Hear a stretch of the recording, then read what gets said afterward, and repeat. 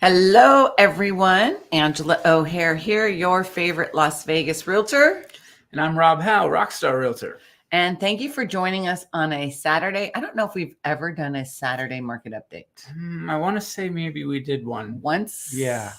In a blue moon. But it's one of those memory. I don't know. I'm getting older. The memory doesn't work so well. Yeah, exactly.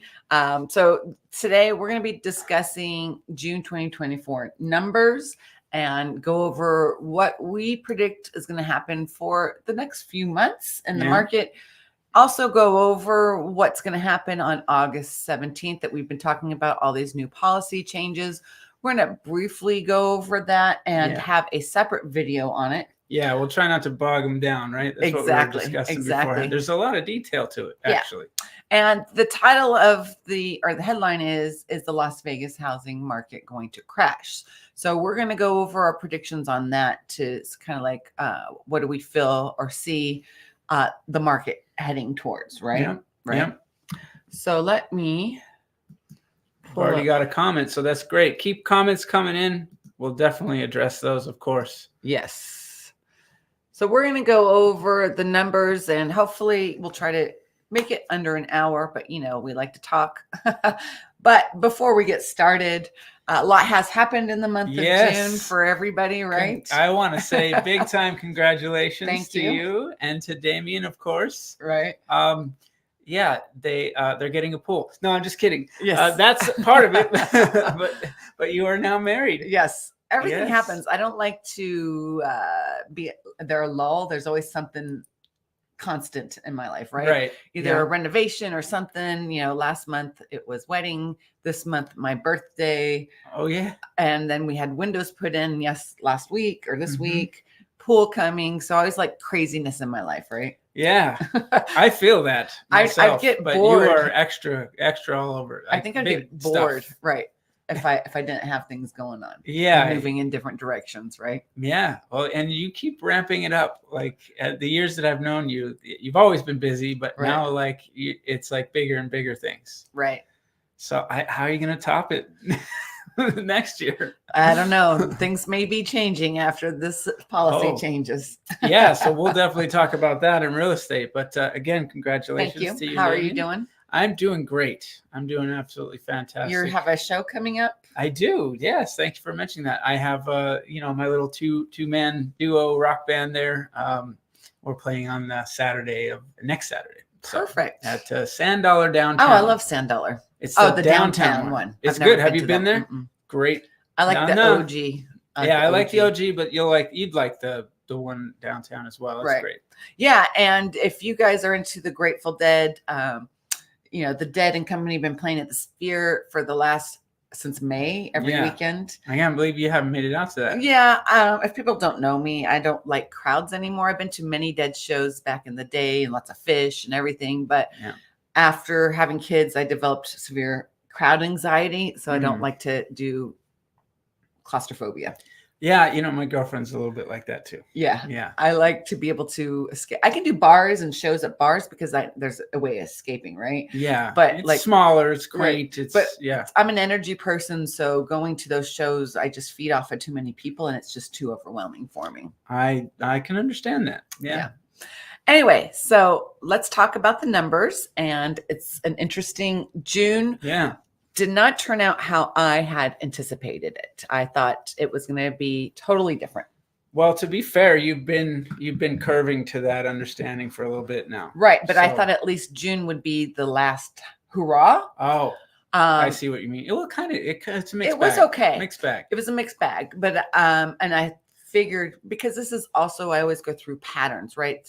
And analyzing the numbers from years past. And usually once July hits, things kind of taper down. Traditionally, what things happen in the Las Vegas housing market. So I thought at least we would have one extremely strong month in June, and it wasn't as strong as I had anticipated it. Yeah. I just think the pressures are mounting. Right. And it was too friggin' hot to be shopping. That's for sure right now, huh? But yeah, that's I think we'll get into the numbers and before I make too many statements. Yes, let's talk about the numbers. So last month we had 2,401 closings, which is up 2.7% from the, is this right? Is this right? No. Yeah, no. Sorry, guys. Let me remove this.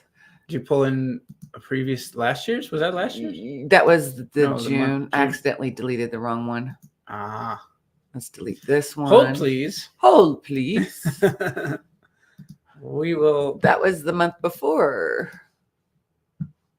There we go. All Easy right. enough. Yes. Technology.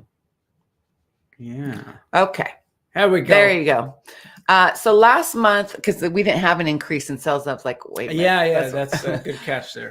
Last I month, was like, no. wait.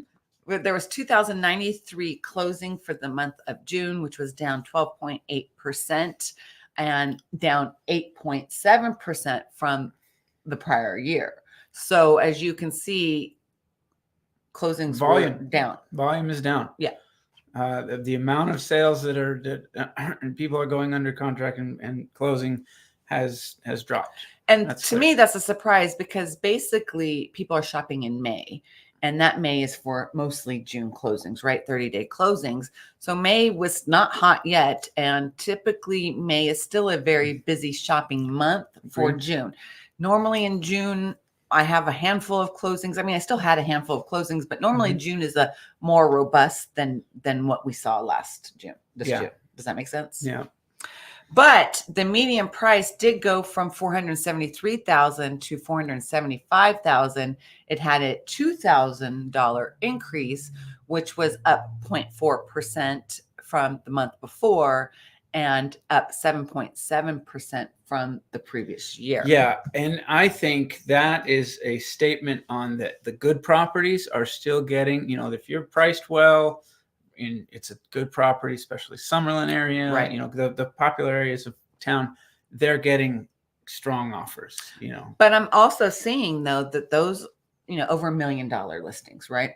They've been sitting on the market a little longer, and they're probably priced just a little over, and where my buyers are able to get better deals and some really deep discounts with closing costs.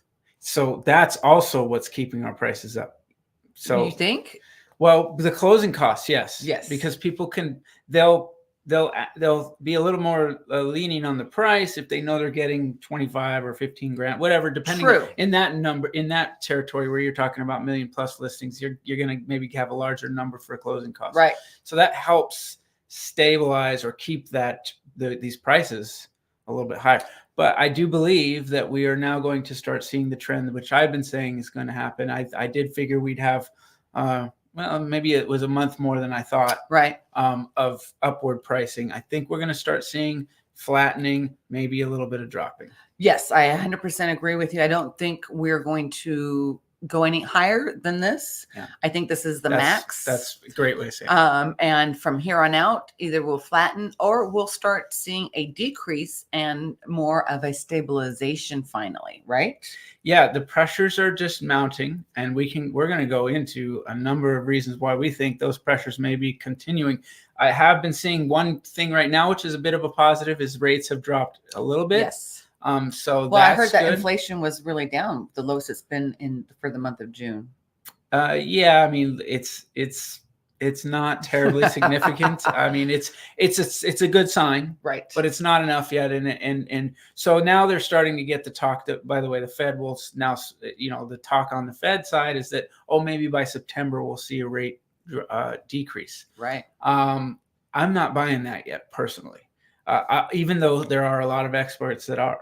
Right. And I'm by no stretch an expert, but I've just been seeing this pattern of like, here we go. It's getting better. Now we're going to drop rates. And then that's not really happening. They shouldn't do it right away. They should, like you said, wait and see how it. Yeah, it's in a thread the needle phase right now, I believe. That because if they wait too long, then you've got problems that are going to continue economically. If they do it too quickly, now they jump the gun and potentially keep. And that's what you had said from the onset at the beginning of this year, that you were hoping that the Feds wouldn't jump the gun right away with the 3 rate decreases that they were supposed to have this year, which they didn't have, right? So that's a positive.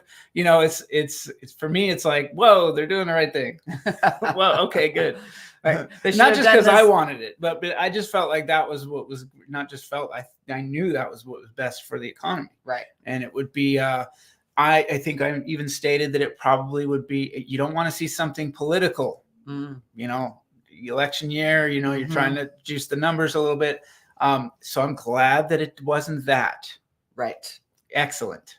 And you know what I'm also seeing, and just actually today, I'm going to have some showings tomorrow, and I was looking in the MLS and the agent-to-agent remarks. There's a lot of saying that the sellers are willing to do buyer closing cost concessions.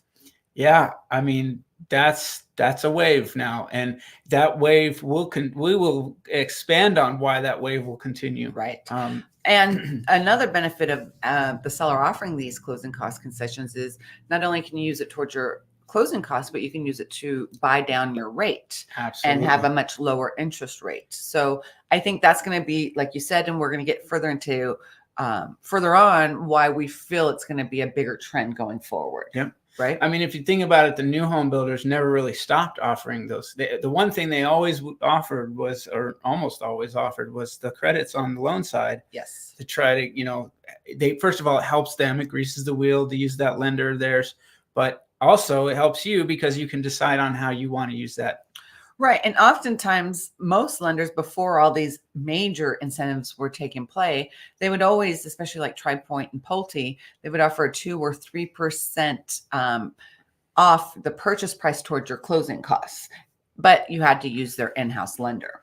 And that's where, you know, I'm sure you and we've advised our clients multiple times, buy down the rate. Yes, exactly. If that, you know, but obviously look at it, because everybody's situation is different depending on how they want to use their cash and whatnot. Right. So let's go back to the numbers. Actually, I always like to add this tidbit. What's our tidbit? Yeah. I always like to do this, but let's do this. Make this a little narrower. There you go. Okay. So basically, the median price for June of 2024 was $475,000. The median price, let me put my eyes on, for June of 2023 was $440,990. So between the two, there was a $34,010 increase in median price from year over year. Okay, which is huge. I think. Big, especially with all the prognostication that was going on about it. And then June of 2022, the median price was at $480. And as you remember, the peak of the market, July of 2022, we hit $482. So obviously I had some very strong predictions at the beginning of this year. The way it looked, I thought we were going to surpass that peak, but now I've changed my tune, and I think the peak now is 475 for this year. And I don't see it getting any better, if not towards the end of the year, maybe. And then June of 2021, the median price was $395,000. Yeah, I still think that your prediction was pretty. It was ballsy. It was ballsy, but I think that it was pretty. You only missed it by 5,000. Right. That to me is almost like hitting it because as big of a prediction as it was. Right. So it's considering with all these high interest rates that we're almost near 2022 numbers when we had the low interest rates. It's just the fact that you got that is just like, I wasn't agreeing with you at the time. And as it was going on, I was like, eyebrow raising, like, what? Is this really going to happen? But you know, it's a statement on how strong things have been. And so now this is kind of like, I'm going to go back to 2020 days or whatever, like, no, 2021 maybe, or 22, where we would say, well, we've gained all this. So, you know, and then everybody was saying all these things were going to happen. So if we slide back a little bit, it's okay. It's okay. Right. So, yeah. So that's what I'm kind of thinking right now. Well, if you think about it from 2021, I wish I had 2020 numbers, but 475 minus 390. 2020 was all the way down like 340 or something. Equals $80,000 increase from 2021. But 2021 was actually booming. Yes, very much so. It was super booming. But all along there was this talk that things are going to slide back or crash, Yeah, but those boomers have been saying that for 4 years now, right? And so that's why we're titling this, Is It Going to Crash? I got to go almost be a broken record and say I don't think it's going to crash, but I think we could see a lull. A lull or settling. There's actually a bit of a correction, let's call it. Well, if you look at the trends, always the last half of the year is when the next few months is going to be a lull. And then as it hits towards the end of the year, it actually starts picking up. And I feel that we may kind of be similar to the trends, right? But again, there's other systems in play that could quelch my prediction. We have something that I do believe, and we're going to talk about it to stay tuned. We have something that is going to have an impact. Yes. That we need to talk about. Yeah. Without a doubt. Yeah. So let's go over the median price for condos and townhomes. So the median price for condos and townhomes remained flat. They remained at $295,000, but it still had a 7.3% increase year over year. But I also wanted to say this, the same thing as we did with the single family homes, is that the median price in June of 2023 was $275,000. So there was a $20,000 increase year over year median price for condos and townhomes. And then in June of 2022, it was $280,000. And then June of 2021, it was $216,000. So here's something wild on the condo side. You actually hit your prediction. Yes, it went well over. And it went 2 months ago, way over. Yeah. So I mean, mixed bag again. Yeah. Come on, guys. There's 11 people watching. Comment. Questions, concerns, thoughts, right? Yeah, absolutely. Do you want to read Rob's comment? Oh, yeah. So Rob, he says, as an owner of an amazing Toll Brothers home in Vegas, it's not looking good, ! For real estate throughout the next few years, you will see. Okay. Yeah, I mean, I can see why you would say that. I think there's more evidence. First of all, Vegas, I think, is going to be fine. I'm going to just put that right in there and say Vegas is still the place of sanctuary for a lot of people who might feel more be pinched in other places that are more expensive. So I do think that Vegas is going to withstand whatever could be coming. One, and we're going to talk about this, I have it in my outline, land shortage. I'm not going to go into detail right now about land shortage. But there is land shortage, and Toll Brothers right now in Ascension, they have yet to open up their model homes because they have been doing VIP selling.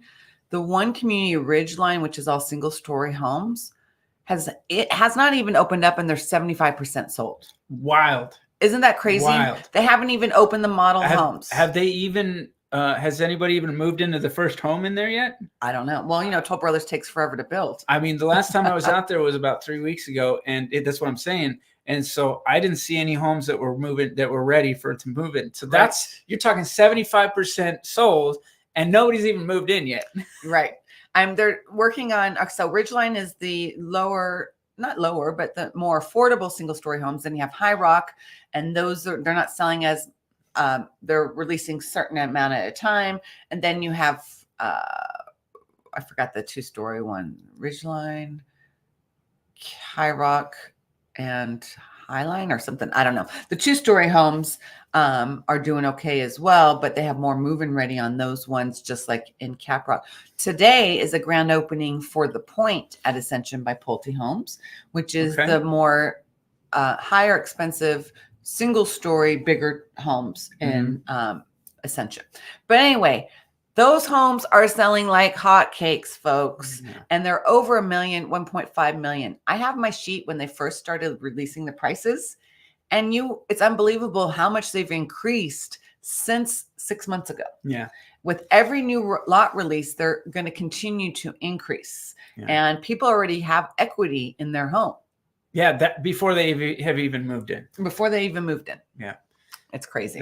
We said that would happen. We definitely were like, hey, you want to get in on these, ASAP, because these are just going to be going like crazy. It's the only product out there that's brand new that is single story like that. In Summerland. In Summerland, certainly in Summerland South.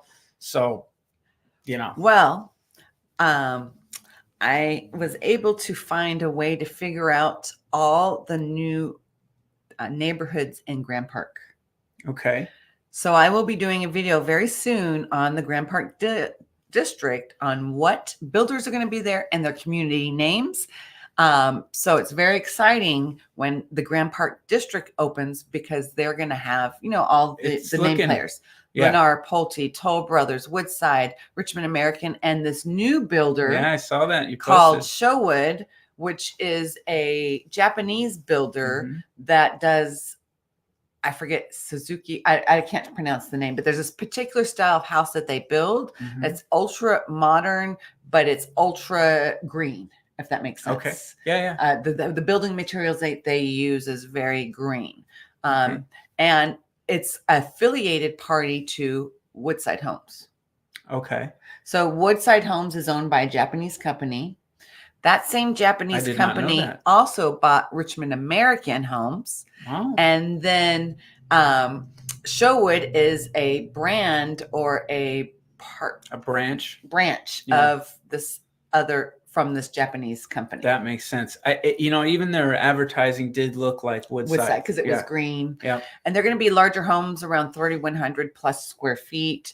I would imagine they're going to be 2-story homes. They're going to have like the floating stairs, more ultra modern than the Toll Brothers Mesa Ridge. I can't wait to see that. Or like Blue Heron modern. And this is really what we needed up there. I mean, look, I know that people are going to go, oh, Rob, what we really need is more affordable housing. Absolutely. That's not a joke. That's serious.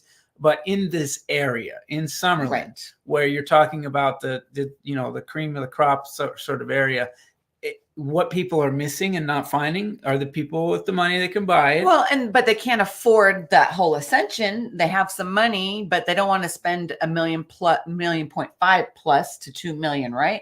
Where this will be probably, I would imagine the homes are going to start in the 700-800 range. Think the wood? Sherwood those will are be going to more be expensive, right? But your typical builders, right? Okay. Your Pulte, your Woodside, your Richmond, and stuff I see like what you're saying. The ones that are going around Grand Park. Yes. Okay. Yeah, and Grand Park's going to be huge. It's all the way from basically behind Red Point Village, all the way behind Kestrel, from Far Hills to Lake Mead. Okay. And of course, the big park is going to be in the middle of it. It's going to be amazing. Yes, I'm very excited about it. And the whole point behind the Kestrel Commons Village, as we've talked before in the past, was to do more urban living, more upwards living, because it's going to be closer to that urban core, more walkability purposes. So I have a slight prediction, which is probably already happening. Those areas are going to sell faster and faster as the other areas start to develop. Right. Because you want to be the smaller, you want to be the smaller home in the neighborhood, basically. If you know that you're getting big, huge homes, multi-million-dollar homes, more expensive homes built near you, it will raise your smaller homes prices. Well, and two, the close proximity to urban core. Now, I did meet with some lady with Summerland that went over the Amaya village with me. They're very hush-hush. Summerland likes to be super, super hush-hush about everything, and especially about the urban core. It may not be for another 5 years before that is even completed. Yeah, I mean, but now you're talking, even however long it's going to take, now you're talking about still having these future developments, these future this blossoming of an area. And I just believe that even if that takes a little time, that people see that and more, it just builds on itself. Right. And that's what's going to happen. We'll get to these questions shortly. We just want to continue with the market update. We got sidetracked with Summerland. Obviously, we're passionate about Summerland. We're your go-to Summerland experts. We live and breathe Summerland.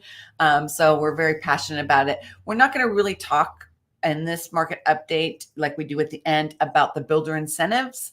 I just got kind of played out. There are 2 builders I do want to mention towards the end that are having some phenomenal incentives right now. But other than that, we're not going to discuss any new construction because we want to discuss the more important things that are happening with the real estate world. Yeah, we got something big for you. Yeah. At least if you're looking for a little bit of detail on what's coming next. Yeah. So we're going to get right into the luxury market right now.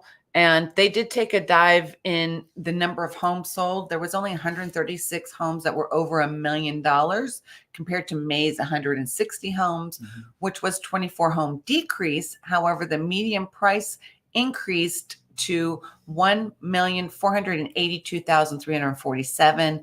For the month of May, that was $1,405,000. So the luxury market's always up and down. It's a roller coaster ride, but they're always pretty teetering up and down, right? Yeah, and especially when you have a smaller number, that the median can move a little bit faster or more. Exactly. You know, I think now correct me if I'm wrong, but I think we've been averaging around 150, right? Lately, yes. Yeah. I mean, so this is in months past, it was in months past it was under 100. Months past. Months past. Months past it was under the 100 mark, like 90. We're averaging in the 90. But you know, due to our spring selling season, of course, it's averaged a little more. Yeah. So we're seeing a little bit of dip there. I've also we'll talk. We'll get into inventory next year, I guess. Yep. Next, let's go to that. See, I like to jump ahead sometimes. Whoops. Yeah. All right. So inventory, there were only 2,819 new listings for the month of June, which is down 0.7 from the prior month and up still 7.7% from the prior year. So we had low sales and we had very little listings listed, right? Not as much as we've had in the months past. So what that means is our inventory levels are on the rise, as Rob has been predicting. We are currently sitting at 4,114 single family homes listed without offers, which is up 6.3% from May and up 11.8% from the prior year. Yeah, it's just going to tick up a little bit at a time here. It's not going to be, I'm not seeing an avalanche of listings coming on, but you can, when you just don't have enough being taken off, and then that sort of the same pace or roundabout same pace of listings coming on, right? It's pretty easy to see you're going to have more inventory. Yeah. And to me, again, it's a trend. It's traditionally what we will see during these next couple of months. Yeah. And this is where I'm going to just say again, over and over, if you're a seller, I think you should get your property on the market as soon as possible. I don't like what I see for you for a few months as it goes on. Not that it's going to be like tanking like crazy, but I just think that you're looking at getting potentially incrementally less and, having to maybe do a little more to sell your property. Well, with these new policy changes, sellers don't expect to be getting what you were getting, right? Yeah, the top end may be like we're saying about the median kind of sliding back or at least flattening out and then sort of sliding back. That is going to be a pure reflection on what you can expect for a lot of your listings. Now, there will be areas that will be exception. We love Summerland and I think Summerland is going to be, hanging out pretty strong.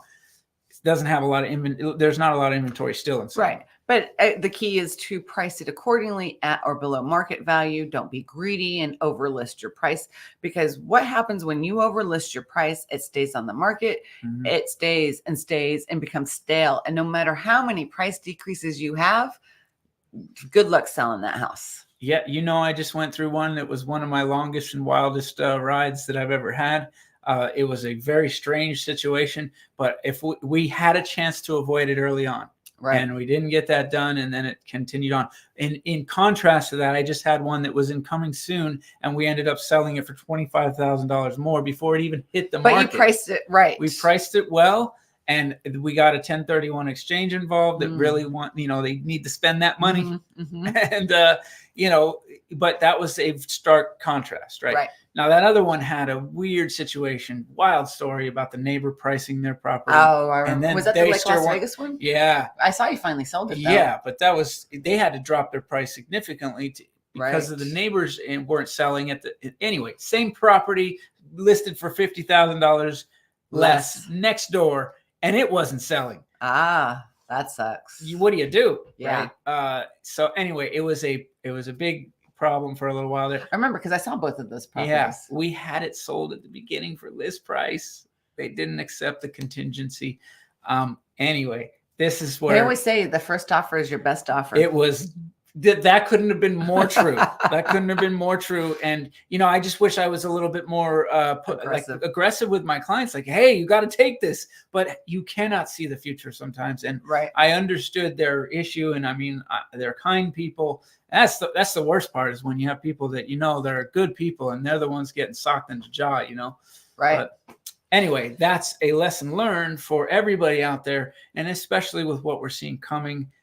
You want to get your home sold. Be smart. Sell it in a way you're good, especially if you've had it and you're making money hand over fist on it. I mean, it's amazing how much equity, especially in that Summerland West area and Summerland South. Yeah. How much things have grown, like 300,000-400,000 in equity in the last 3 and 4 years. Yeah. And this isn't about making it easier for us. This is about making you as much money as possible. Right. Like, we know it works.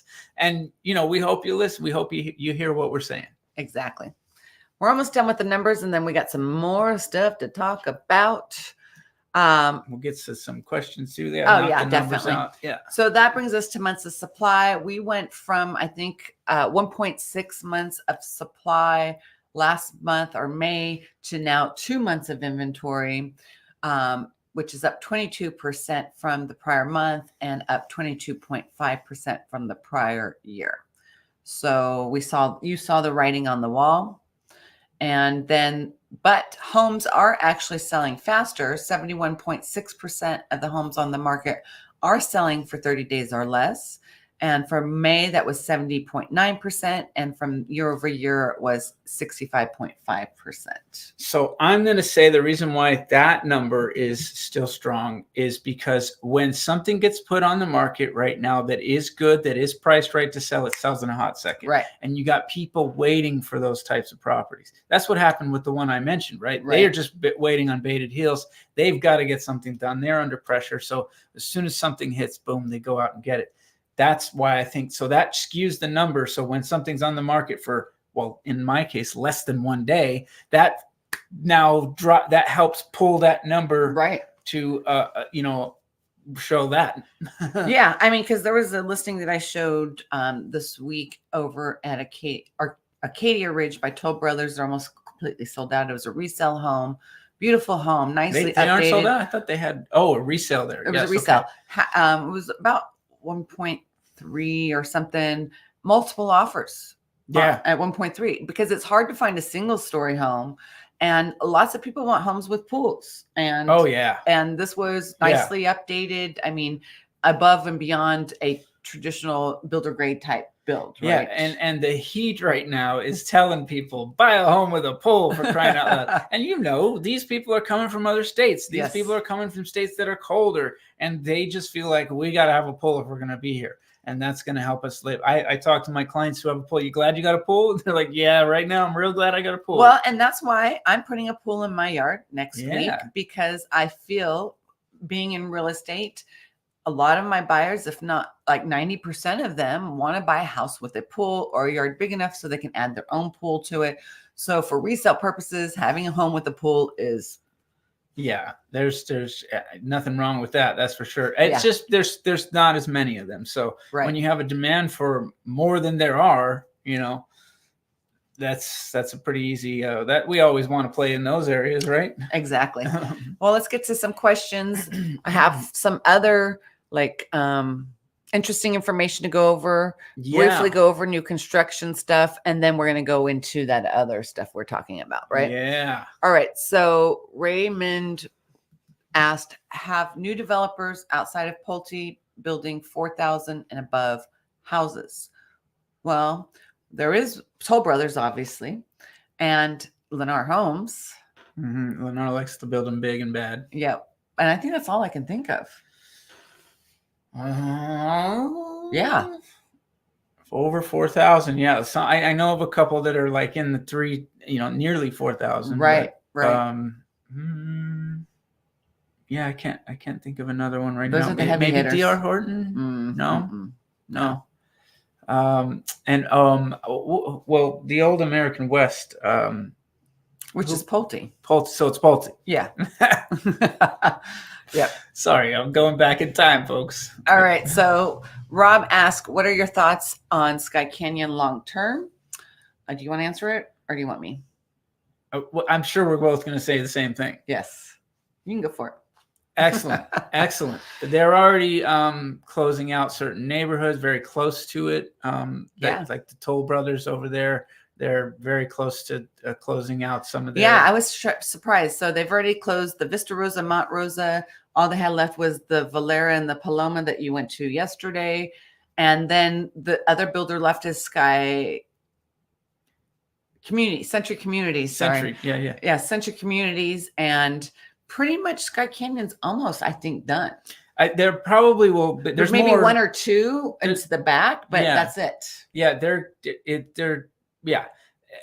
may be some land that they still have to build on. Very few. Yeah.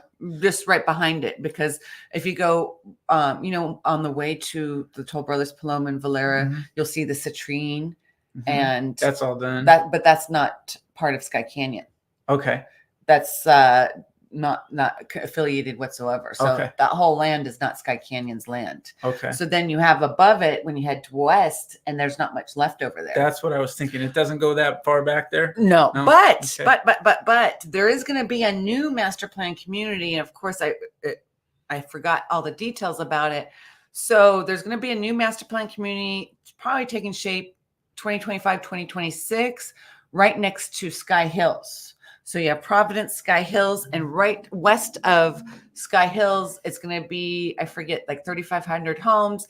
It's the same builders as Sky Canyon and Sky Hills. Okay. So they're going to have lots of beautiful community parks and trails because it's very close to that mountain that's back there on the west side. So it would go Sky Hill, Providence, Providence. No, Providence, Sky Hill, or Providence, Sky Hills, and then that. Okay, yeah. It kind of has some L's in there. Yes. And then Sky Canyon is over on the other side. Yeah, over there. Yeah. Okay. Yeah. Okay. So we think that's going to be great over there. Yeah. It has been competing with Summerland because it's kind of like Summerland without the price. It's got a little bit of that master plan community feel to it. A lot of that. You got a great recreation. I love Sky Canyon. I sell a lot in Sky Canyon. To me, it's a good mixture of lots of single family homes and two-story homes. If you're a retiree but doesn't want to live in the retirement community, that wants to take advantage of the awesome amenities like the community center and pool. Yep. They have farmers market every Thursday, 5 parks. Sky Canyon is not ever going to be the sheer size of Summerland, but it's an awesome master plan community. Yeah, and it's right off the freeway. There's a lot of commercial developing in there. Yeah. It's Looking a no-brainer. Looking good. And it's very, if you are a young family, I sold a lot to young military families. Unbelievable for young families.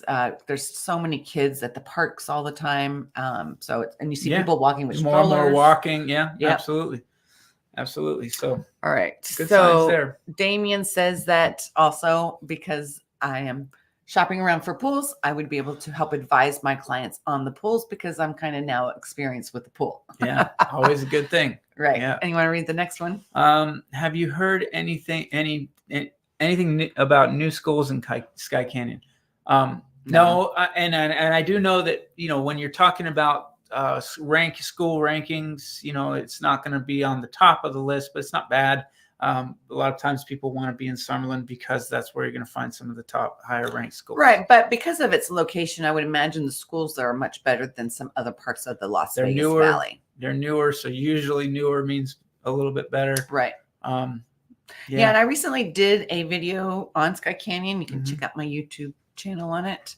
And another community that's growing is that Sandstone Community, which is just off of Kyle Canyon Road. A little bit further out and a little further east over there, but But yeah. But I honestly think, I mean, kudos to the developers of Sky Canyon for building, because there are no other real master plan communities that have those amenities except for maybe Rhodes Ranch, and that's a guard gated community. Summerland, yes, granted, has four pools and community centers, but that amenity center with a gym is phenomenal. Yeah. And I can tell you that when somebody wants that, that's hard to find anywhere else. And the prices are much more reasonable than Summerland. The right? HOA is not bad. Right. I think it's like $84 a month for just Sky Canyon. And I think all the neighborhoods in that community are gated. So then you would have an additional HOA. Yep. Okay. A sub and a master. Yes. So now we're going to kind of talk about, we've been talking about new construction. I like to read at the RJ Daily, and I like to look in the housing section and grab some tidbits to share with you guys. Basically, with limited inventory on the resale side, buyers are still turning to new construction, right? Mm-hmm. Especially since a lot of the builders are offering interest rate incentives and on their move-in ready homes, right? Mm-hmm. The Southern Nevada Home Builders Association estimates the region will end 2024 with 11,500 permits pulled for new home construction in the region. And new home sales are roughly up 8% from this time last year. In 2023, there were only 10,442 home permits built. And then in 2021, where am I? 2022. Oh, yeah. Sorry. 2022, it was 11,106 homes were built. So we're surpassing the 2022 number. Yeah. With new construction. Yeah.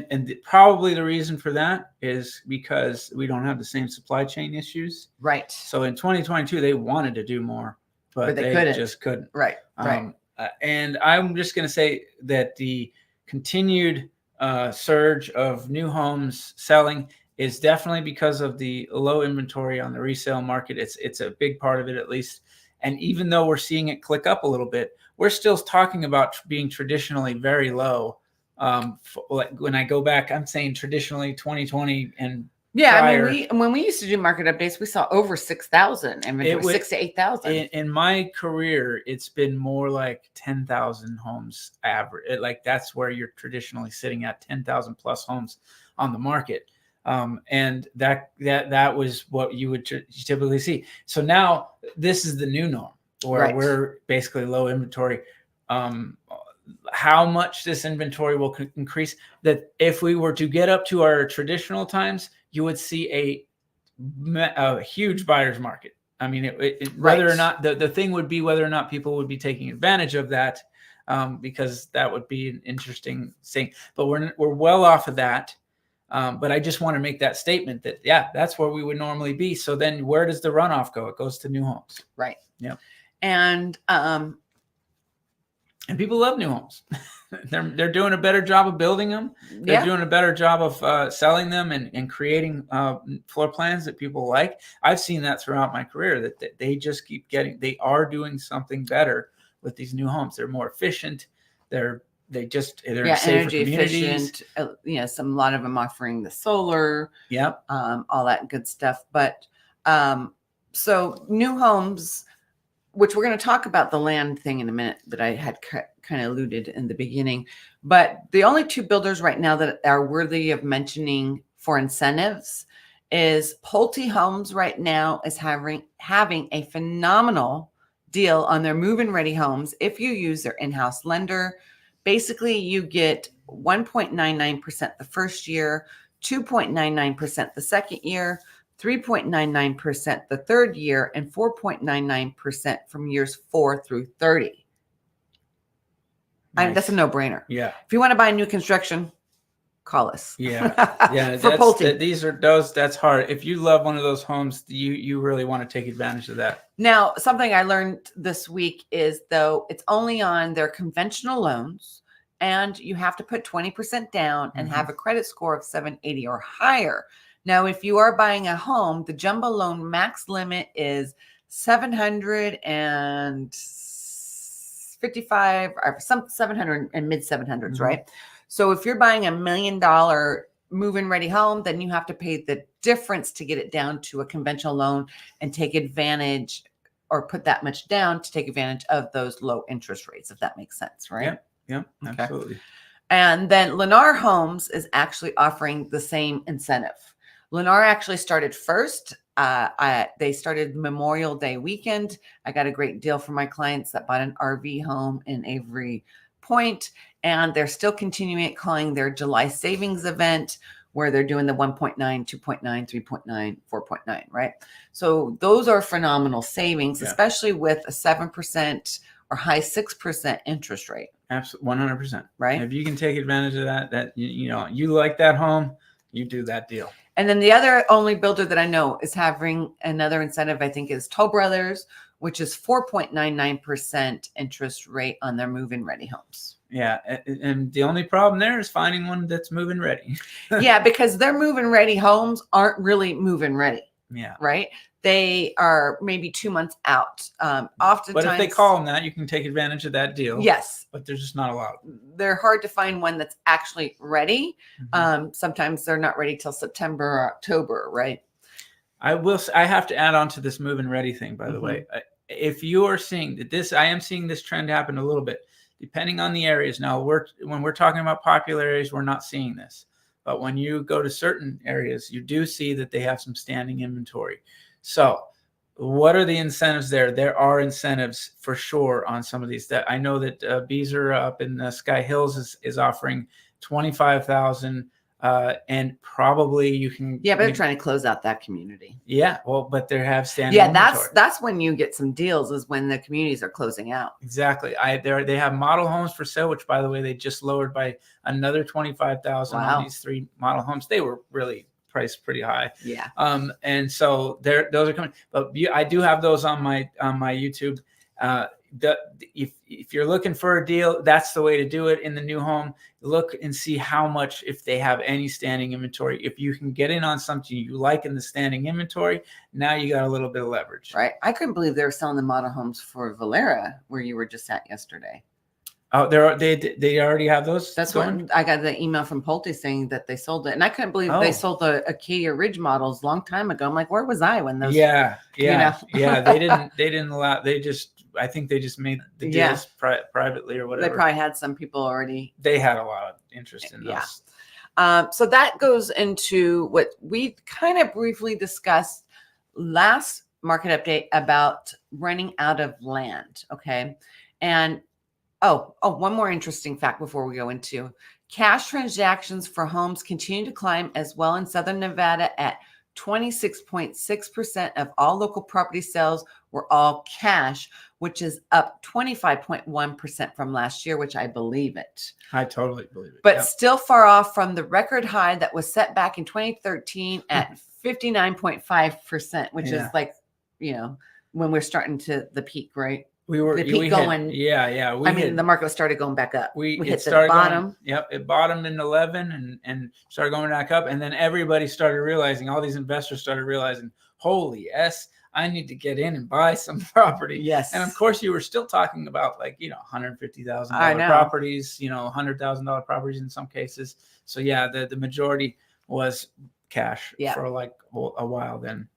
And the reason why we still have low inventory is that many homeowners are still hesitant to leave the homes they are currently in, and more importantly, give up the ultra low interest rate they nabbed during the pandemic. Mm-hmm. Analysts said this is called the locking phenomenon and is a countrywide issue and has pushed the entire nation into a housing crisis.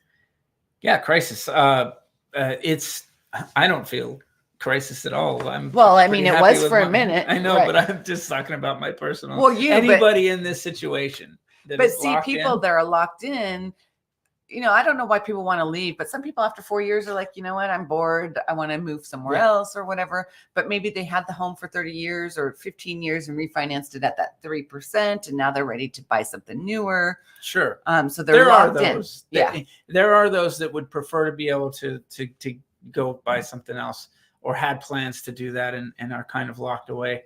But I still think that's a good problem to have overall. Well, the only problem is that it's causing inventory shortage, and then at the end, what's happening is the median price keeps on going up, right? Oh yeah, absolutely. The inventory has been the story, and that's part of the story. A big part of it is this: people are locked in, not wanting to move.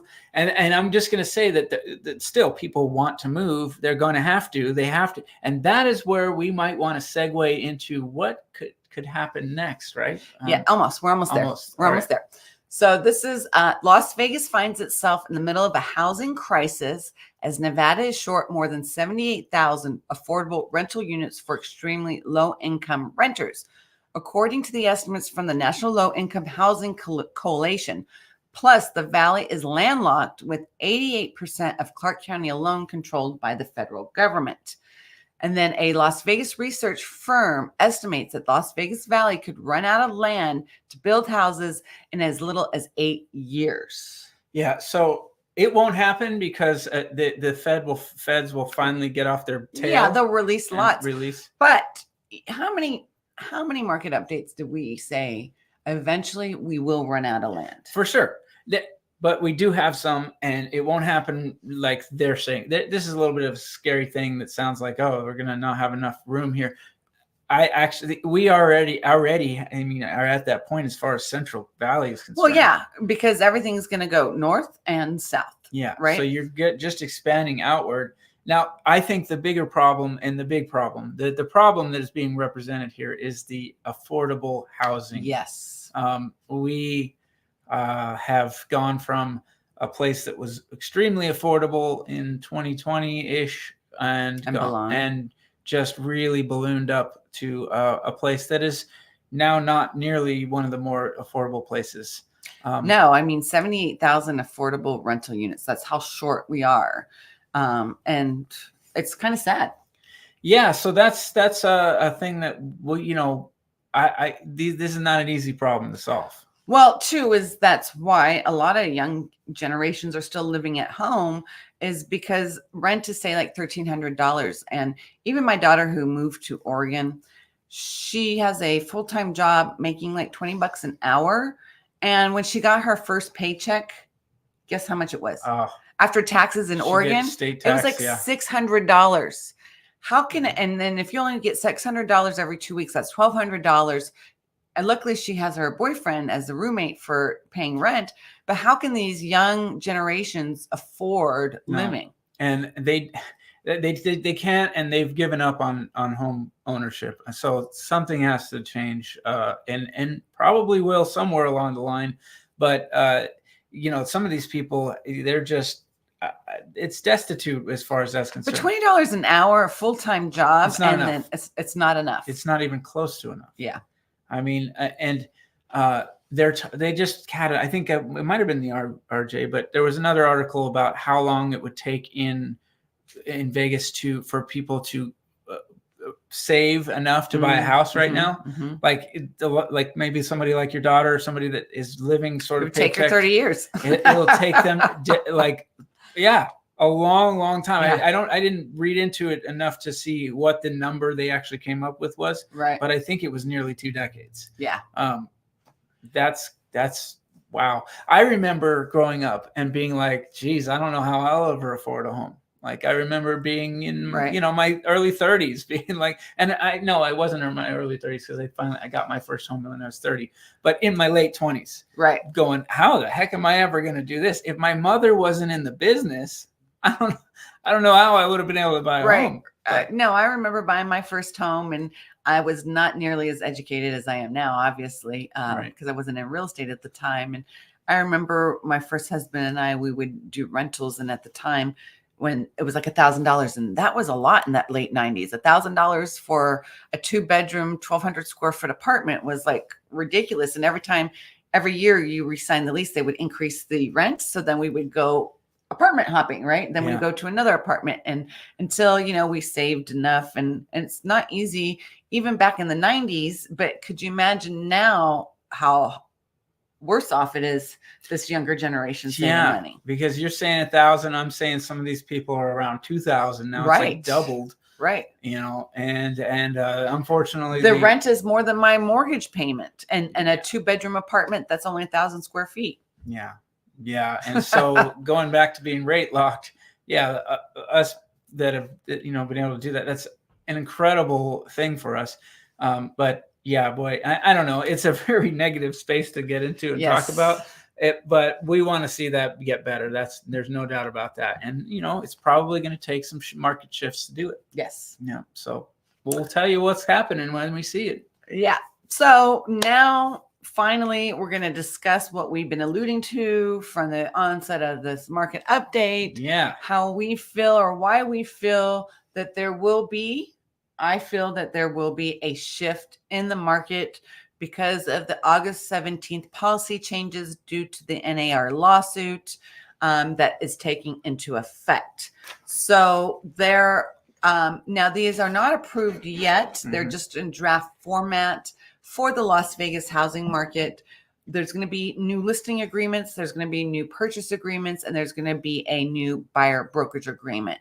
Going forward, after August 17th, if you want to buy a home in the Las Vegas market and you want to look at homes, you'll need to obviously hire a real estate agent, and they are required to have you sign what's called a buyer brokerage agreement. But before we get into that buyer brokerage agreement, I want to say that oftentimes I work with clients years in advance, 2-3 years. They are wanting to know the different neighborhoods, the different areas, and they want me to show them around. Unfortunately, going forward with these new policy changes, I will not be able to be a tour guide and show you. It has to be serious buyers. Not without having an agreement. And this buyer brokerage agreement is a little different because there's 4 different ways that an agent can get paid now. And one is the traditional way of having the seller pay for the buyer broker's commission. The other is having the buyer pay for the buyer broker's commission. Another way is setting a retainer fee. And also another last, and we're going to go into that, we're going to pull it up, is a hourly rate. Okay.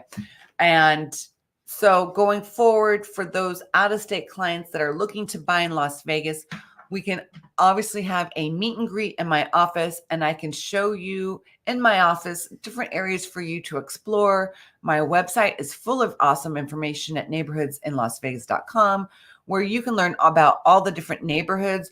But gone are the days, unfortunately, unless you're willing to sign a contract with me and services, that I'm able to be a tour guide and show you the neighborhoods. Well, thankfully, you're doing that already with YouTube. And yes. You can, like you said, we can both do a consultation. That's not going to be an issue. But the issue is as soon as you open a door. Yes. As soon as before you open a door, we got things to talk about. Yeah. So I actually was able to pull this up. Now, this is in draft format. It's not official, and things could change. Yeah, I think some. Actually, we're not going to really go over this one in detail, right? Yeah. Because we want to do a video on this one. We're going to gloss over it a little bit. We're just going to go over that one section I was just talking about. Yeah. We can hit some points on it that I think are important. I don't even know if you guys can see it. All right. So the one point I do want to talk about, which is compensation of brokerage, which is on the second page. Yep. Mm-hmm. All right. That's the only thing we're going to discuss. We'll have another video next week, or maybe once it takes into effect with the official copy, right? Because this is just a draft. Right. So where it says compensation of brokerage, you want to read that? Yeah. Compensation of broker, right here. Compensation, commissions, and fees, collectively fee, are not established or determined by law or by any realtor association. Buyer understands that commissions are fully negotiable between buyer and broker. So you're going to have a chance to negotiate, if you will, or, we're just going to, we're going to discuss what it's going to cost you. And this is how it's done here.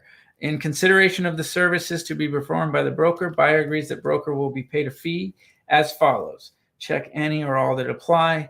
And the first one says, if the property is subject to a listing agreement with the broker or cooperating broker, then the fee will be the greater of blank percentage of the selling price or blank less any amount received by broker from listing agent listing broker and or the seller within 30 days after closing. They're saying either it's a percentage or a flat fee. Right. That's the easy way to say that. So it's either from the seller or the buyer, but somehow we have to get paid either from the seller or the buyer, right? Yeah. So what you're really dealing with there is that if the seller is not, if you're offering on a property that the seller is not going to agree to pay your broker, your agent, then you may be you have to pay your agent that commission or the difference.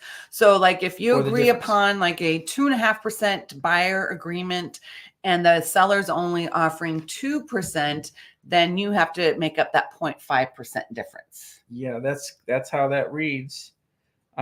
So then the fee will be the greater percentage. Yeah. So that's exactly how that reads. Is it saying that, so if the seller says, I only want to give you 2%, and, so one of the details to this is that when we make an offer now, we actually have how much we're asking. And we're going to show that. Yeah. Okay. Briefly. So we're going to be asking, we're going to be putting in there, not just your stuff, but what we're trying to get paid. Right. Now that is a benefit actually to the buyer to keep it that way, as far as having the seller pay us, is then, you're not having to come out of pocket with this cash.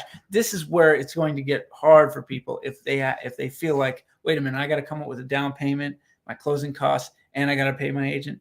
So no, we want to try to keep this where the seller is still understanding that this is the best for them and for the buyer to keep our market being able to sell properties.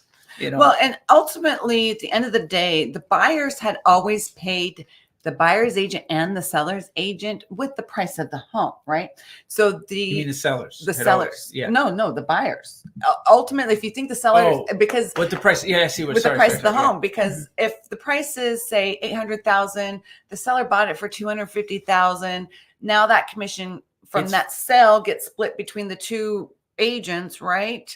But ultimately, because that buyer's paying that $800,000 price, technically they're paying the commission as well. Yeah, it's financed in there. It's financed in there, though, right? Yeah, it's but see, that is to me, that's always been a healthier way to do this. And then now, on top of that, because they're paying that overprice, they have to come up with additional funds to pay their agent if it's not negotiated in the listing contract.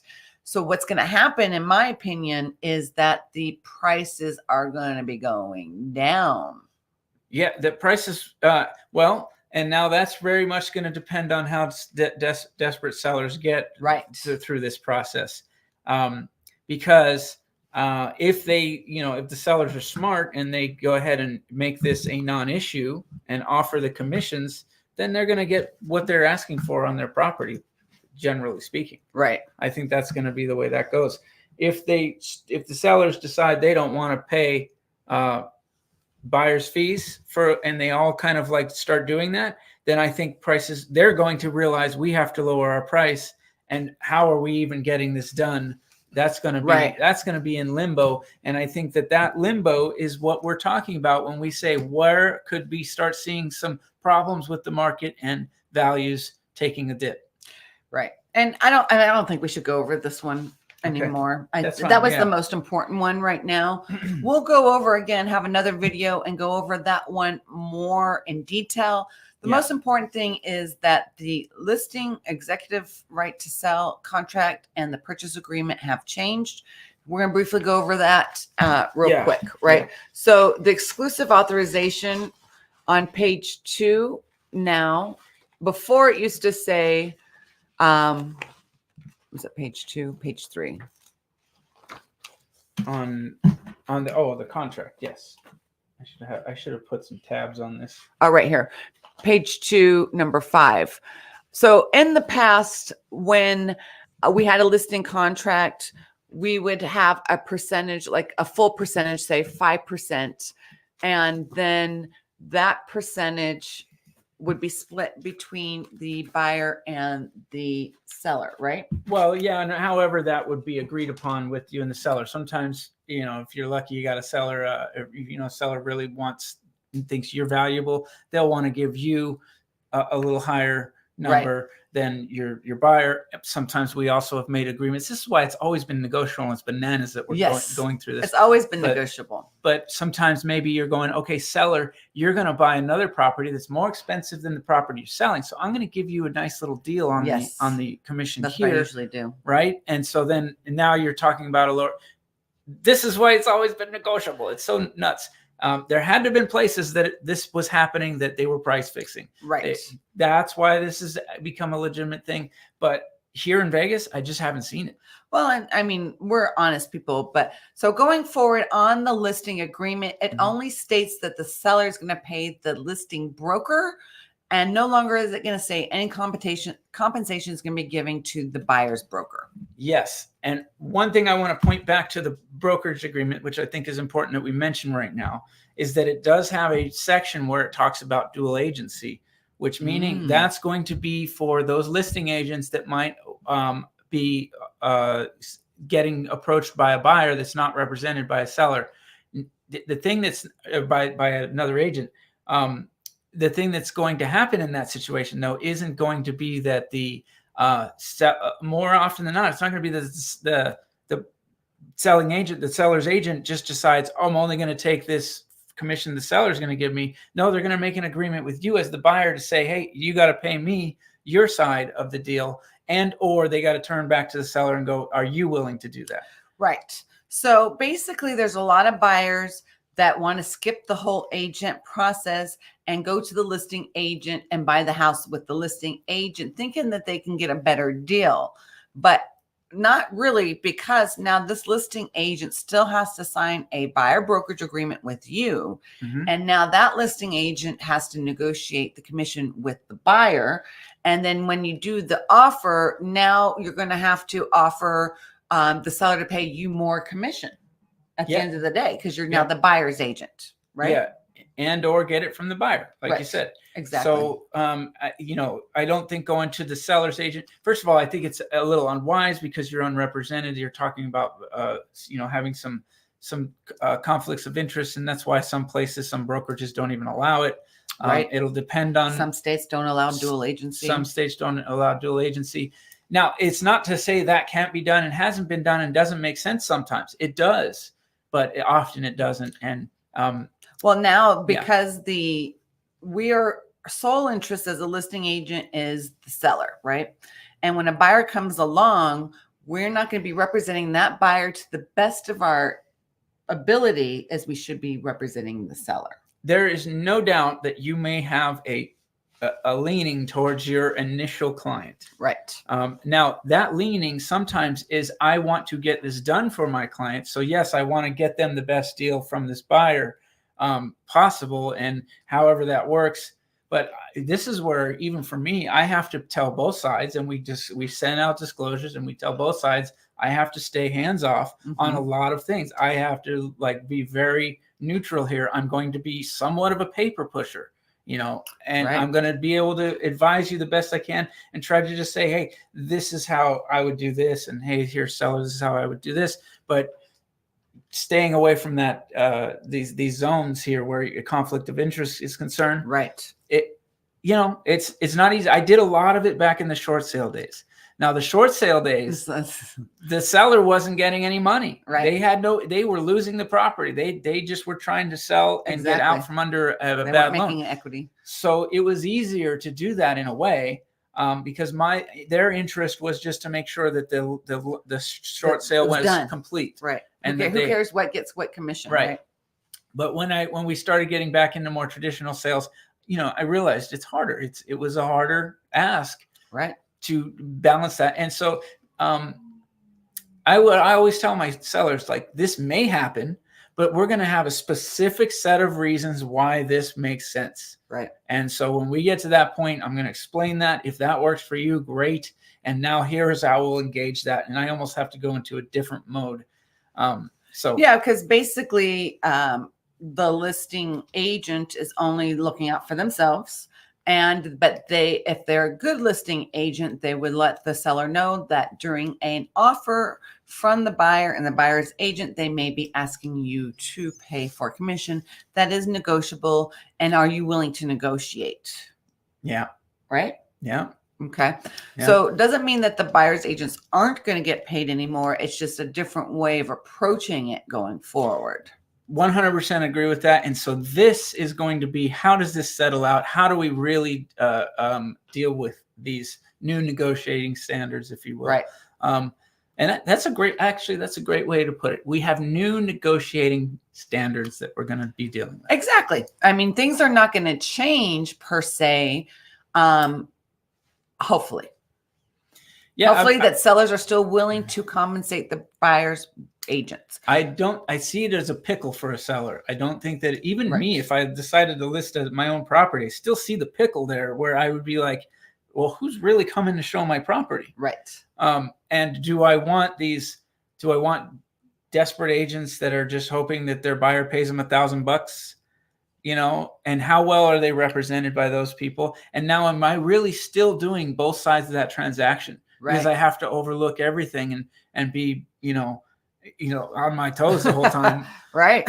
And then who's coming through the door and how well represented are they? These are ideas that I think are bad for the buyers. Really. Well, I think going forward, too, is because in the past I would show houses without getting a pre-approval letter or anything like that. Mm-hmm. Just because, again, some of my clients are in the discovery phase and they just want to explore to see what the houses look like, what the neighborhoods look like. And they're not yet pre-approved, right? I've never required a buyer. I always took it as a future prospect. Yeah, unless you were getting required by, of course, some of these luxury listings, right?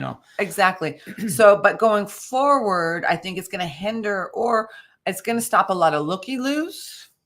Yeah, it's going to be an adjustment period for people because it's going to be like, what do you mean? I got to have all my ducks in a row here to do this? Yes. And I have to decide on how that's going to work as far as a buyer brokerage agreement. I just think that it's already, the way I look at it is that, and just even thinking back on myself, that guy in my 20s, right? How do I do this? This is a daunting task. Yeah. And now you're putting more on top of that daunting task. I feel like, so it is our job ultimately to make that easy, make that process easy. So we're going to continue discussing it, of course. Yes. And even trying to wrap our own heads around it so that we can easily help our clients understand this situation. Right. So briefly, we're going to go over the purchase agreement where it states I don't know if you guys can see it because it's kind of small, but buyer brokerage firm compensation at the close of escrow or the exchange of the subject property, seller shall pay the buyer's brokerage firm a certain percentage of the gross sales price of the property or a flat fee upon execution of the residential purchase agreement or subsequent counter offers. So this is where the buyers, or as a buyer's agent, would write asking the seller to pay for the commission. And then the seller can come back and renegotiate those terms as well, right? Yeah. But then if the seller cannot or will not pay the buyer brokerage, then that's where the buyer has to pay. Yeah. So especially because you already have this agreement with the buyer that says you're going to get X amount. So the buyer, here's how it works. The buyer does have interest once they sign that buyer brokerage agreement to get to help make sure their agent gets paid, because then they don't have to come out of pocket for any difference. Right. But there could be sellers that are looking at this going, you know what, I want to negotiate on these, these commissions. And so now the agent is kind of in this position of like, not only am I trying to fight for the what is usually always been our most important thing, which is the actual transaction terms for the client, for your buyer, but I also have to worry about my own compensation within there, which has always been something that I just think I backseat that every time. I never want to put that in front of my client. This is why it's a difficult transition, at least because I've never had my clients sign a buyer. These buyer brokerage agreements have been around for years. I was never, and he was never the type of agent that felt we should tie our clients to it, because not only are we tying, you are tying yourself to that agent during that term. It's a contract. You can't use any other agents during that term. You'll have to pay the person you have that brokerage agreement, which, by the way, is what this says. Yes. It's not, that hasn't changed. Yes. Now, so how I see how this playing is, say, like when you do the buyer brokerage agreement, and say you and the buyer agree at 2.5%, right? And then we, of course, during the purchase agreement, that's what we're going to ask the seller to pay, 2.5%. The seller may come back and say, I'm only going to pay 1.5%. So then now the buyer has to come up with that 1% difference to pay the buyer's agent. Yeah. And so buyers have to be more cash heavy, because that can't be financed into the loan. Yeah. So who it's going to really hinder is first-time home buyers, and maybe some, if not all, VA buyers, because technically VA buyers don't have to put any money down. They do have to come up with closing costs. But with this new lawsuit, they can now pay buyers commissions. Yeah. But oftentimes VA buyers don't have the money. They may have enough for the closing costs. So this is where a lot of buyers are going to get screwed. Potentially. I think sellers are going to see through that. I think there will be some battles on these contracts and in negotiation. I think that there will be walls hit, and unfortunately some frustrating moments for people where they just find out that, this does cause them to not be able to purchase a property or even sell a property. And then that learning process of this negotiation tactic, these new policies, are going to play out. And I think the way that what we've gotten to here with what ends up being how this contract and offer gets submitted to a seller is the heart of it. I think, because I think that's where people will see that, okay, fine, I'm paying, they're asking for this. I know they've got an agreement with their agent already. Right. So I'm just going to go ahead and do this, because if I make that an issue, I already know they've got a loyalty. They've got an agreement with their agent. The buyer may not have the money to afford the difference. I may be killing the deal by not doing what traditionally would have been completely on my side anyway. Right. So I think most sellers are going to get that. And so that's a nice little a positive space to get into right now. But if you do have those sellers that have the pushback, this is where we're going to circle back to our beginning statement as, is the Las Vegas housing market heading into a crash? There could be a potential shift. I mean, they're not a potential. There will be. 100%. There will be a shift in the market after August 17th, and it's going to weed out those buyers that really can't afford the agents, or it's going to cause a lot of fear and also fraud. Fraud. Yes. Fraud. Well, fraud with buyers trying to skip the process. Oh, right. Well, there could be some circumventing sleazy stuff. Sleazy, not fraud, but sleaziness, right? Yeah. So, which will take us to our predictions for the next couple of months, right? Yeah. Yep. Just the sleaziness, I think I could see buyers signing more than one of these contracts with multiple agents. Exactly. I think I could see that happening. Yeah. And then, but you're legally bound, because this is a legally bound contract, and that buyer's agent or broker can take you to court and sue you. I think some buyers will take that chance and be like, good luck. It's not a lot, good luck getting that from me. Right. So let's finish up the questions. You want to read, Rob? Yeah, I personally think the seller is going to continue to pay the buyer agents as usual in the current market for the next few years. Yeah, Rob, you're right on where we are, and that's kind of where we got to in that space when we get to looking at the offer and how that's going to be done. Right. And market shifting with the economy slowing, UE picking up. What's UE? Europe? Yeah. United European Union or EU. No, UE. What is UE? What is UE, Rob? Picking up the higher income bracket. UE. Rob, tell us what UAE is. Yeah. Well, it's probably something stupid that we're not realizing. But yes. So the market is going to shift. Okay. So now finally, part of the doomers predictions we're going to start seeing that, right? Yeah. They've been predicting for like 2 years now that the market's going to crash. It's not going to really crash. It's actually finally going to correct. And we've been saying we needed a correction for a very long time. Yeah. And anything below what we are currently now, the median price, is warranted and needed, right? We need to be normal again, right? Unemployment. Thank you. I knew it was easy. Duh. Yeah. Yes. Oh, side note real quick that I know this is totally off from the market, right? But insurance. Health insurance. Let me tell you this, right? Oh, so because I'm self-employed, I have to go through the Nevada Health Link, right? And get Nevada health insurance. And because I just got married, I need to add Damien to my insurance, right? And not realizing that they base your monthly payment off of your income. So we kind of said, Damien kind of works for me. He's my assistant. He does like the side shit, right? And we were like telling the lady, we make $200,000 a year. And I went from $900 to $1,600 by adding him and by increasing the income by $50,000. Wow.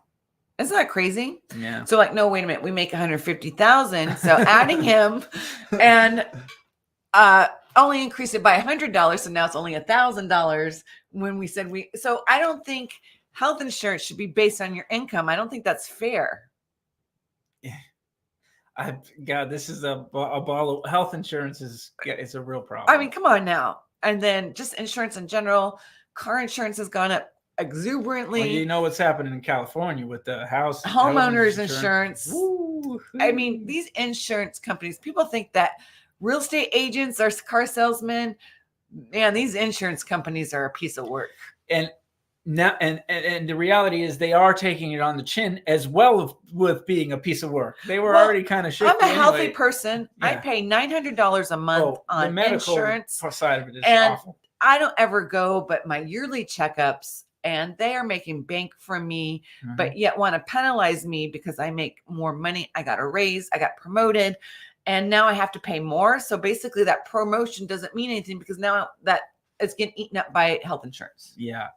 Look, sorry, way it was set up is. I had to rant on that because it's been eating me. It's a strong argument for single payer, which would mean like we don't have this. Well, it just sucks for self-employed. So people think that real estate agents are making bank and they have an easy job.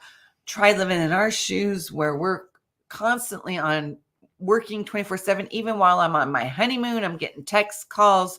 I've never had a day off in the 8 years I've been in real estate. Yes. This woman finally took a vacation and realized I'm not really completely on vacation. That weekend on my honeymoon, yeah, I got 15 leads from my website. Wow. 15 leads. That's a lot, folks, if you're wondering. And I'm like, I'm on vacation, folks. Just leave me alone. I had even, when people were calling, I am on my honeymoon. If it's any important, I can call you when I get back on 7/8. It's so sweet of you to respond to that. I mean, you have to though, but yeah. Well, then people think that you're and you're ignoring them if they don't know your situation, right? I always like to respond at least in a timely manner. Well, because we're well aware that with realtors, it's notorious that we're, kind of like not good. I don't understand people who can't answer their phone or don't, right. That's insane. And you get a lot of these BS calls too, and we have to sift through all those and like still answer them because like we don't know if it's a real client or not. Oh God. Yeah.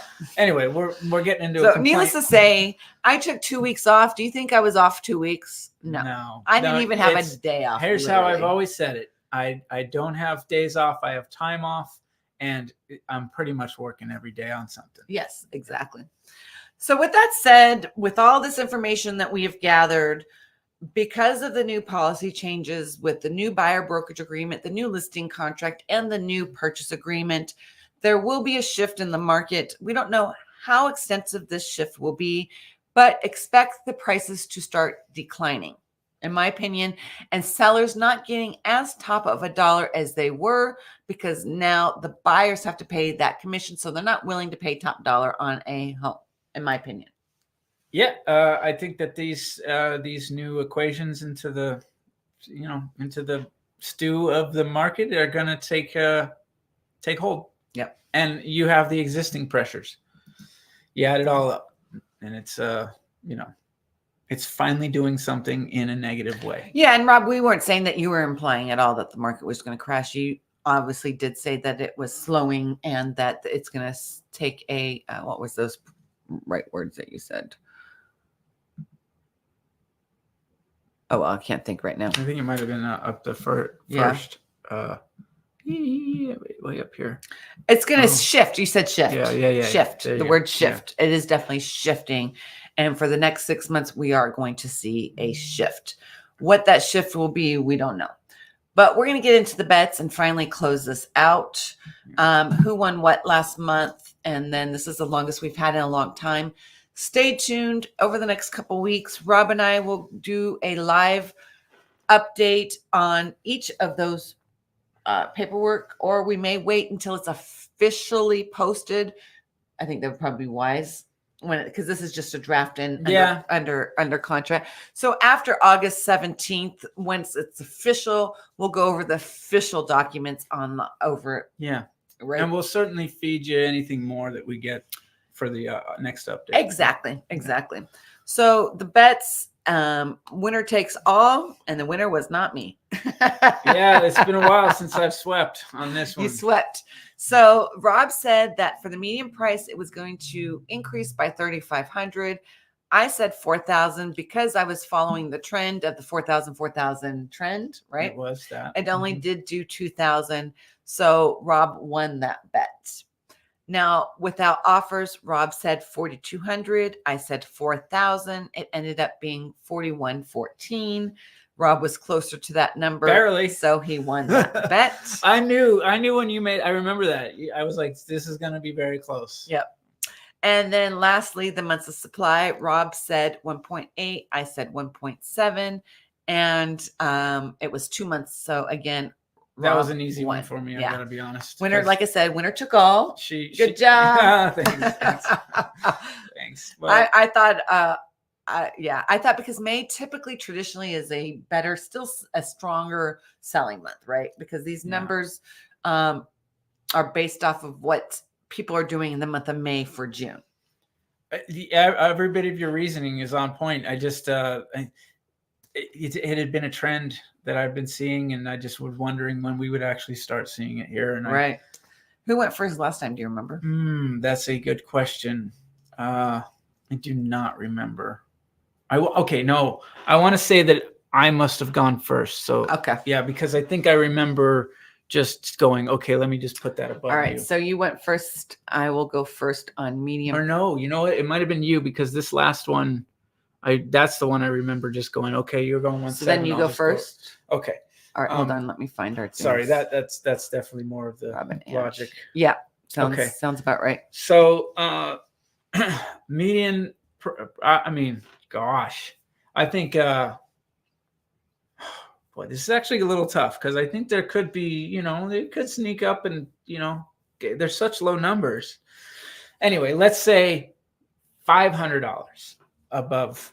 It goes up. Do you think you're going to go down, and I'm probably going to lose? No, I'm just saying, you want to say 500? I'll say 0. I'm going to say 0. It's going to remain flat. Flat. Okay.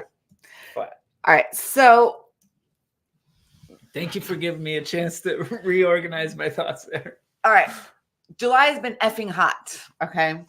So is June. June was the hottest month. Normally June didn't get that hot normally, right? And who wants to go looking at houses in June? People are starting to take their vacations, get away from the heat. I don't think that July numbers are going to be strong. I actually see a decrease in median price, and I'm going to go what we gained. We're going to go back and lose $2,000 in decrease. Yeah, that's the tough part of going first there. But I also would not have gone that's tough. If you pick 2,000, I wouldn't go below that. Right. So, right. We'll see. think 2,000. I'm going to say decrease. Yeah. Okay. Yeah. That way we don't get confused on that one. Yeah. And then without offers, I'm going to say that we will see that trend. You know, people are starting to list their fear of that whole new policy changes, you know, like we've been hounding people sell their houses. And because of how hot it's been, I don't think we're going to, I think we're going to increase it. And I'm going to say 4,300. All right. Well, that, you know, you gave me a break here. I think I'm just going to go to 4,400. Okay. Price is right. Yeah, on that one. Okay. So months of supply. It has been touchy though. So yes, you know, you could be right, because it's not as if it's been flying off the handle. No, right? It's going to be a slight increase like it did from the prior month. Months of supply. I think we got to go with 2.2 here. Okay. 2.2. It could be more than that. And I actually wished I would have looked today. All right. So you went first. You know what I'm going to do to help us remember? I'm going to put a star. Thank you. There you go. All right. So 2.2, if we increase it to 43 and we were at 4.0 or 2.0 and we went up by 200, 2.2 sounds very fair. I try to pick a number. Sounds very fair. I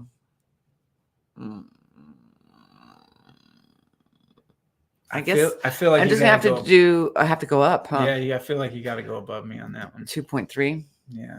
Okay. I mean, I'm not trying to steer you, but I know. I think so too. 2.2 is actually a very good number. I would have guessed that. Okay, that's it.